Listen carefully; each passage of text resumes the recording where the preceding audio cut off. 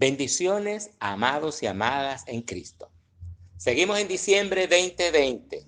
Pocos días para terminar este año, arrancar un nuevo ciclo en el 2021. Queremos seguir compartiendo lo que es el fruto del Espíritu Santo, esa temática hermosa, maravillosa y necesaria para nosotros. Es importante dejarnos trabajar por el Espíritu Santo de Dios, pero es importante también que nosotros pongamos de nuestra parte qué es lo que necesitamos cambiar, qué necesitamos llevar a esa presencia divina para ser transformados. La Escritura dice, sea vuestro sí, sí, vuestro no, no.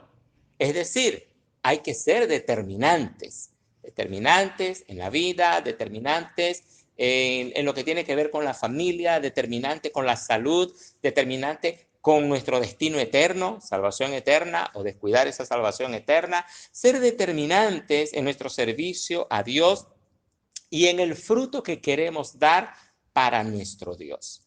Qué importante es recordar que una cosa es tener esa unción, ese poder del Espíritu Santo en nosotros, manifestar ese poder que encierra el nombre de Jesús, recordar, aplicar ese poder de la sangre de nuestro Señor Jesucristo.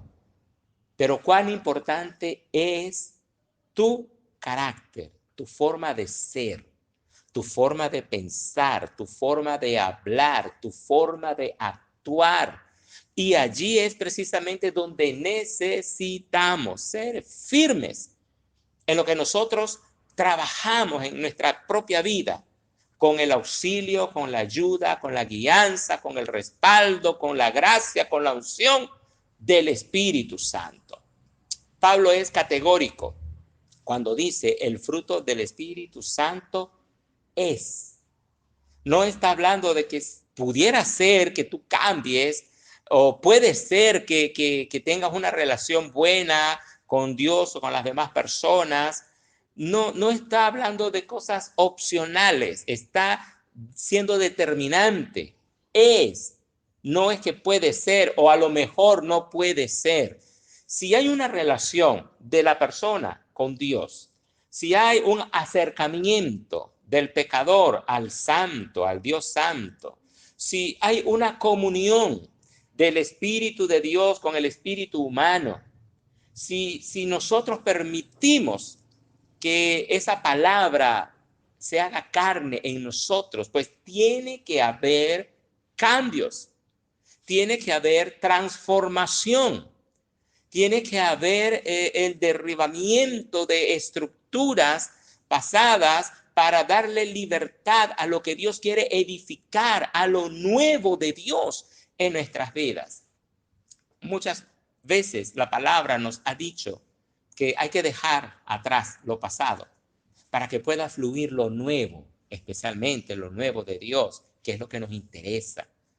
Jesús, nuestro maestro, expresó, no se sirve o no se echa vino nuevo en odres viejos. Isaías dice, no se acuerden de las cosas pasadas, y aquí yo hago cosas nuevas. Pablo dice, de modo que si alguno está en Cristo, nueva criatura es. Las cosas viejas pasaron. Y encontramos entonces al apóstol San Pablo, un hombre íntegro en su relación con Dios en el tiempo de la ley, cuando él conocía la revelación de la palabra en el contexto de la ley. Pablo llega a decir que en cuanto a la ley, soy irreprensible. Era fariseo de fariseos, pero no por hipocresía, sino porque él amaba a Dios y tenía pasión, una pasión por las cosas de Dios. Lo que no tenía era el entendimiento de la revelación del sacrificio de Cristo en la cruz del Calvario. Qué importante, pero cuando el mismo Jesús lo confronta y cuando el mismo Jesús derriba todo lo que Pablo mantenía allí en su estructura, entonces Pablo es transformado, Pablo es cambiado. Me impactó mucho y siempre recuerdo el pasaje del libro de los Hechos en el capítulo 9, cuando dice que Pablo iba persiguiendo a los cristianos que huían de Jerusalén y que Saulo de Tarso iba camino a Damasco Y como describe a Pablo, como Lucas describe al Pablo religioso que amaba a Dios, consagrado a Dios, pero que no tenía la revelación del amor de Dios, de Cristo Jesús, del sacrificio de Jesús para el perdón de los pecados. Recordemos algo importante. Saulo era el hombre que, digamos, a cuyos pies lanzaron sus capas la gente que apedreó al diácono Esteban. En el libro de los Hechos nos encontramos que se nombraron varios diáconos, pero Esteban no se limitó a servir las mesas, a servir la comida, a entregar ropa, a dar un alimento. Esteban, lleno del Espíritu Santo y un varón de fe, predicaba la palabra. Y cuando él confrontaba a los judíos que se querían mantener en la ley y que atacaban el evangelio de Jesucristo o lo que había hecho la obra de Cristo a favor de los pecadores, dice que Esteban era irresistible en su palabra y que su rostro era como el de un ángel. Había una unción tremenda en Esteban. Había una comunión de Esteban con el Espíritu Santo, eso no lo vamos a dudar. Pero no quiero que nos enfoquemos en Esteban, quiero que nos enfoquemos en Saulo de Tarso. Allí estaba Saulo, como líder religioso judío, como líder de aquel grupo, observando y con su actitud aprobando lo que estaban haciendo estos hombres enardecidos, cegados, al apedrear al predicador del evangelio.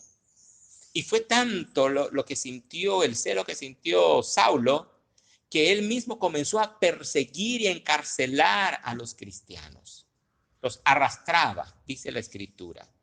Y en ese mover, en esa ceguera que tenía Saulo, comenzó a perseguir, pidió autorización, cartas, autorización para ir a perseguir a los que se iban del territorio, del país, hasta que Cristo lo encuentra.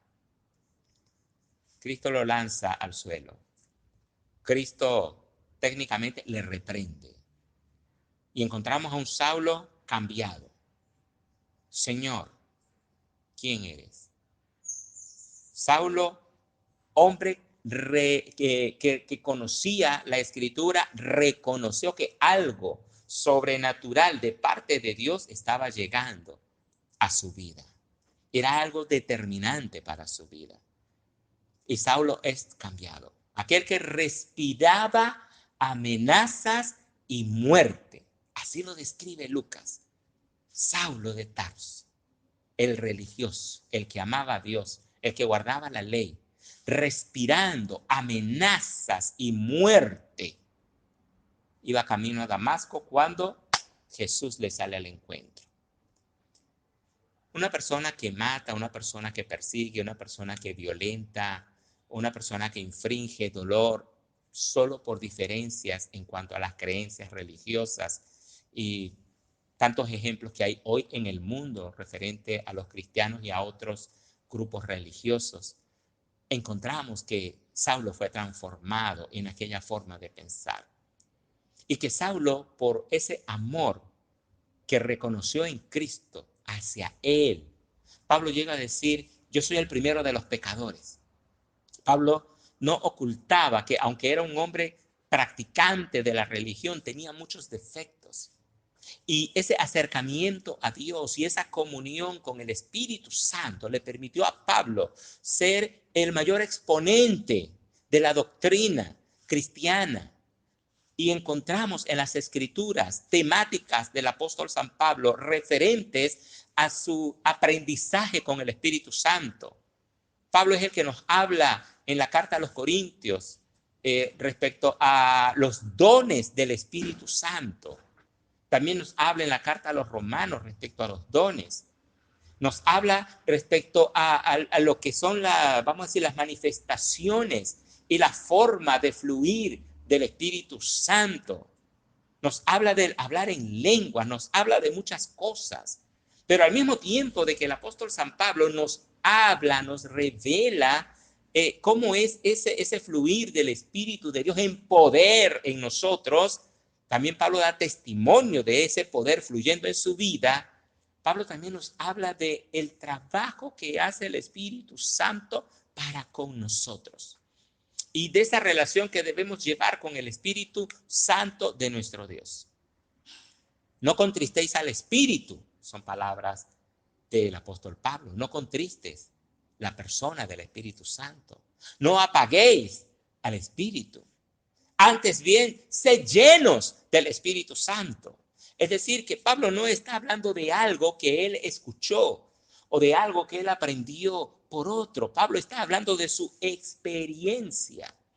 Y cuando Pablo nos habla de que el fruto del Espíritu Santo ya él lo había experimentado, ya él se había entregado.